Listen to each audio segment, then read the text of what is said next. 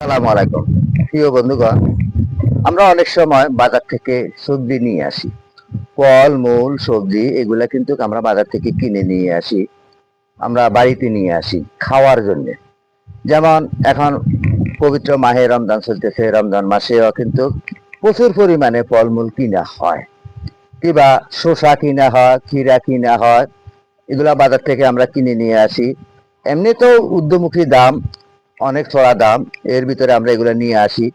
তো আমরা একটা জিনিস খেয়াল রাখতে হবে, কারণ আমরা যখন বাজার থেকে এই পণ্যগুলো নিয়ে আসি, কিংবা অনেকে খেজুর খেতেছেন, অনেকে আপেল কমলা বিভিন্ন রকমের ফল ফ্রুট এগুলো আনতেছেন। তো আপনাদের একটাই সতর্ক থাকতে হবে, আপনারা দৌত করা ছাড়া কোনো সবজি কিংবা কোনো ফল মূল আপনারা খাবেন না। আমরা অনেকে কিন্তু সুন্দর চকচকা দেখে আমরা মনে করি যে কি এটা তো পরিষ্কার আছে, না। সুন্দর সুন্দর দেখলে যে সেটা জকজক করলে যে সেটা সোনা হয়ে যাবে তা নয়। কারণ এখানে অনেক সময় দেখা যায় যারা কৃষি কাজ করে, যারা জমিনে ফল মূল চাষাবাদ করে, কিংবা অনেকে যারা ফল ফ্রুট রাখে, তারা কিন্তু অনেক সময় মেডিসিন ব্যবহার করে।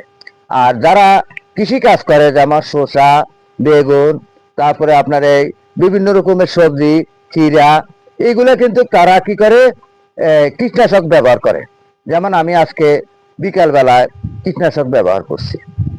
কালকে আর রাত্রে এটা গেল, কালকে দিন 12টা থেকে আমি এগুলা কাটা আরম্ভ করছি, কিংবা 10টা 11টা থেকে কাটা আরম্ভ করছি। তাহলে কয় ঘন্টা গেল? আমার মনে হয় 10 12 ঘন্টা, 13 ঘন্টা গেল। 13 ঘন্টা 12 ঘন্টা পরে আমরা কাটা আরম্ভ করি। তাহলে আমি বিষ প্রয়োগ করছি কখন? এর আগের দিন বিকাল বেলা। এর পরের দিন 11টা থেকে কাটাই আরম্ভ করছি। আচ্ছা বলেন তো, বিষের বিষ কি গেল? যাবে না।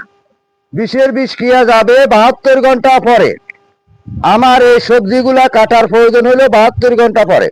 72 ঘন্টা পর যদি আমি মানে 4 দিনের দিন যদি আমি এই সবজিগুলা কাটি, তাহলে সেখানে বিষের বিষ কিয়া থাকে না।